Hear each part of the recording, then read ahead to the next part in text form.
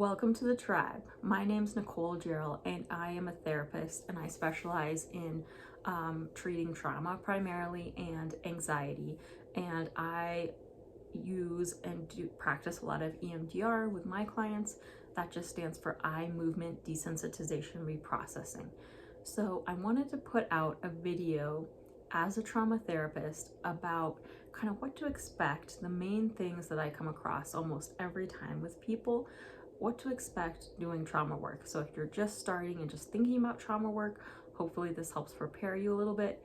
And if you're already midway into your trauma work, I hope that this is just validation. You're on the right track, and maybe a few hints or tips you can take away of how to just tailor this experience for your own benefit. So today I'm going to go over a couple things. I'm going to go over how to support yourself and prepare for trauma work, because it is work. And I'm going to, as I talk about that, I'm going to go over what generational trauma is. I'm also going to talk about the speed and pace of trauma work. And lastly, I'm going to talk about how to talk to your therapist during trauma work and some ideas of how to get the most out of trauma work for yourself. All right, let's jump right in. So number one thing, almost universally across the board, when I'm doing a trauma session, like an EMDR session with someone where we're processing a lot of trauma, and I go to check in, like, how are you doing? How are you feeling? Kind of near the end of the session of like a little check-in. It's almost like I could play a montage right now, right here, and it would be tired, exhausted, worn out, completely depleted, tired, exhausted. That's what I get. That's the answer that I get. And I think it often surprises people how draining, how exhausting, how tiring doing trauma work is. And they always say, I feel better, or I feel lighter, but I feel really tired. I feel like I've worked an 8-hour day in an hour, right? Sitting on a couch. I feel like I need to rest. Yep. So I'm not trying to convince you trauma work is so much work. Why bother? Let's not do it. But I do want to talk about some tips and tricks to help prepare for trauma work and help support yourself and your own system to be able to take care of yourself. But before I get into that, I did want to briefly check in about why I believe, this is my own opinion, not fact, why is trauma work so exhausting? Why is this work so exhausting? When we go to build a fence in the heat in the middle of the day, we're pouring concrete, we're digging post holes, we're hauling supplies, we expect to be tired after that. And partially because of our own stigma in the movies about therapy, where you just see someone sitting on the couch relaxing, having a great time, we don't expect to go to therapy and feel like that exact way when we leave. And yet that feeling, that sensation holds water. We need to change our idea of what therapy is. And my own personal view about therapy is that we're kind of doing our personal journey work. So that could be whatever you want to call it, our soul's work, our growth work, our deeper work, our lessons, right? And so one of the things that we end up working on a lot in therapy is generational trauma.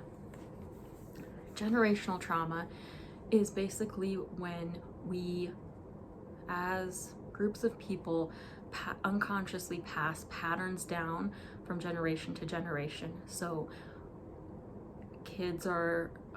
babies and kids start non-verbally, and we start, as a baby, we watch mom and dad, and we pick up on how to deal with emotions, anger, sadness, stress. How do we express emotions? How do we talk about emotions? How do we feel emotions? And then from there, we learn how do we communicate about emotions. So in some families, anger is really an expressed emotion. It's okay to be angry and to yell, and that's just the way it is. We're always yelling, we're always angry, but it's harder to practice talking about how much we care about someone, how much we love someone. And that can go the flipped way, where we're never allowed to be angry, we're never allowed to be sad. Those negative emotions are never allowed to be experienced. If you're experiencing those, you better just suck it up, get over it, move on. And that is actually can be just as bad of a hang up to not be able to know how to express what we kind of call the more negative emotions of anger, sadness, fear, that type of thing. How to talk about what we're feeling, what we need, where we're at, right? And so I want to talk about a few examples of generational trauma, just so, because I think that helps paint the picture a little bit more. So I actually have a client right now, and he is the nicest, sweetest, charming guy. I think he's early 30s. And about a year ago, he got out of a relationship with a gal he'd been with since, I think, high school. And this relationship was, from the outside, pretty obviously unhealthy, where she didn't provide a lot of love or emotional connection or seem to be interested in the relationship, if I'm honest, at all, where she kept kind of threatening breaking up and saying over and over again she didn't know if she wanted to be with him, and he kept trying to fix it and do more and be perfect and more and more and more and more and more. And so we were talking about his mother and how he said he'd always been really close to her. And I asked him, what made you feel really close to her? And he said, well, from a young age, he was the one that she turned to whenever she had troubles with his stepdad, or whenever she was going through anything. He could be there for her. She would turn to him and pour out all her problems on him, and he got to support her. So I said, okay, you felt close to her as a child because you could support her. And then he kind of made the connection of, like, that's what he learned. Love meant supporting someone else. Love didn't mean, as a kid, him getting any of his needs met, of her being curious about him and his problems and his issues and supporting him at all. So then he grew up and he found a woman that he could try to take care of and make everything right and get nothing back. And that felt normal to him. And so he spent a good, I think it was like 14 years in that relationship. And I'm happy to say it's a year later, he met someone else, and he said that he's like actually in love for the first time in his entire life, where someone can give back to him. And he says it feels weird because it's not like a normal experience for him. That's not how he grew up. But another example could be, if we take that example from the beginning of someone who's raised in a house with a lot of anger and a lot of yelling, and nobody talks about emotions, and nobody says I love you or I care about you. You say that, but it's not like, how are you doing? And there's not a lot of, like, the same thing, like interest in how someone's actually doing and support. Because as kids, that's how we learn to be able to communicate how we're feeling and to be able to understand our emotions, is by communicating them with hopefully our caregivers or adults or other kids or the neighbor, parent, or whoever. But would we expect that someone who's never had healthy relationships as a kid, never had any experience communicating healthily about emotions, and never really being able to know about healthy and appropriate boundaries, would we assume that that person at age 20 or 30 or 40 would just be able to then have a healthy, happy relationship? Maybe they could learn through other people, but probably not.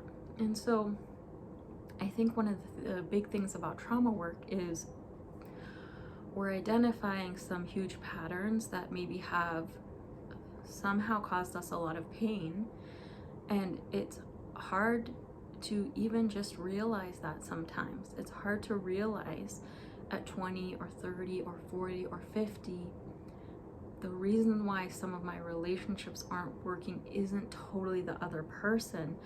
I have some hard patterns too. Or maybe the relationship with my mom isn't actually as good as I thought it was. And what does that mean? These can be really hard things to chew on, really hard things to digest. And we're not even into the actual reprocessing of a trauma memory yet, right? And so we are doing generational work where the Tewa people believe that when you do any type of healing, you can heal up to 7 generations, because when you come into a healing space, not only are we healing the generations that came before and those patterns, but in doing our work, we treat our children differently and our lineage differently, so it changes the generations that come after us too. So that is huge work, and it's work to identify, it's work to understand what's happening, and it's work to go in and change that. That's a huge amount of work. You're changing your life. We're talking about life-changing things here.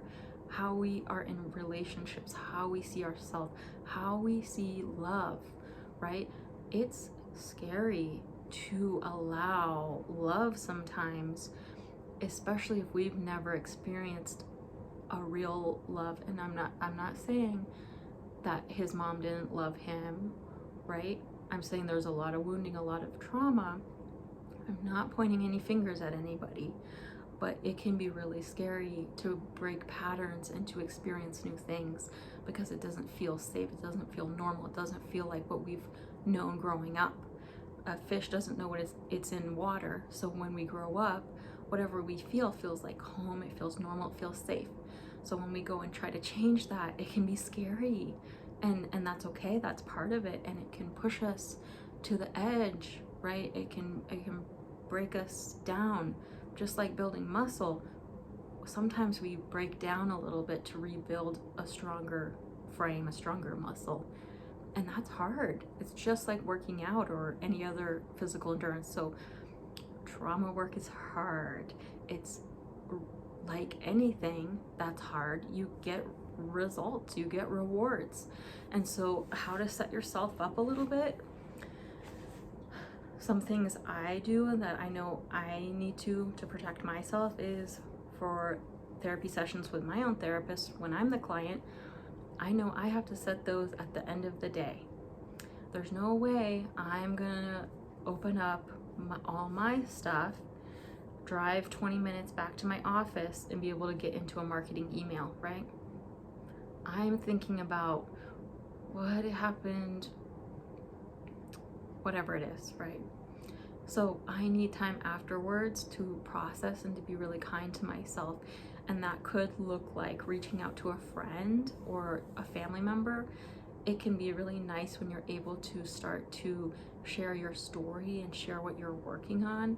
This has always been a really nice way for humans to connect and to honor their experience with talking to their family or their loved ones about this journey, this really important personal journey, soul journey that you're on, and what you're learning and how you're growing and what you're changing. When we talk about things, it helps us manifest them and understand them and make them real. It could be, though, that I don't want to straight out talk to someone right away. I need to go for a walk by myself and just think about and feel all the intense emotions that were brought up and kind of just understand for myself before I'm able to share with someone I love. So taking care of yourself can look any type of way. It's important, though, just to be able to plan for taking time after. In my case, making sure I have lots of water and healthy food and really taking care of myself, just like if I did a really intense yoga session or a really intense massage to make sure I'm hydrated, well taken care of, allow myself to rest, which is really hard for the society. But when we rest, we heal. And so that's a nice reframe that helps me. It's not that I'm resting, I'm allowing myself to heal. I'm giving myself time to heal. And that's really restorative to me to reframe it that way. But I hope that whatever way, and even talking to your therapist about a plan of how to take care of yourself and support yourself during this time, I hope you're able to do that. Another thing I do with my clients is I kind of try to stagger intense versus not intense sessions, or only do a certain number of really intense sessions before we come back to something less intense. I think another one of the fallacies that we get about therapy is that we're always focusing on problems. In my experience, that's not the case. Focusing on pleasure and insight and gain and what's going well is just as important as focusing on problems. In therapy, ideally, we should be focusing on solutions and not talk about problems. There's a lot of problems, right? But sometimes we just kind of stagger, and the next session we just work on something really enjoyable and then go back to the more intense stuff and do a couple intense sessions, back to the resourcing, enjoyable stuff again. So the next thing that I wanted to talk about is the speed and pace of trauma work. So this is another one of those universal things where a lot of times people come to me and they already have in their mind, okay, I want to get through my trauma stuff as soon as possible. I want to do it, get it done. I 100% get that. I understand that. You've been living with it for a while, you decided you want to work on it, you want to get it done. I hear that. And then on the flip side, there's people who will come and they feel overwhelmed by their trauma, really scared to start any of the trauma stuff and feeling like it's going to last forever, that they won't ever be able to get through it. And that's kind of on the opposite side of like really not wanting to get into that trauma work at all. And so I have found, because I work with the body a lot in EMDR, I found that it's really, I don't want to say up to the body, but it's kind of like the body and the brain both have to say yes. And that's why I do a lot of resourcing with people. And that just means regulating the nervous system and getting to understand someone's nervous system, helping them understand their own nervous system. If you're interested in learning more about resourcing and what I'm talking about, my 8 phases of EMDR video, I talk a lot about resourcing and how and why I do so much resourcing work with people. But the body has its own wisdom, and the body often knows if we're ready or not to process things and how fast to process things. And that's not something that we can change logically. So if the body has been shut down,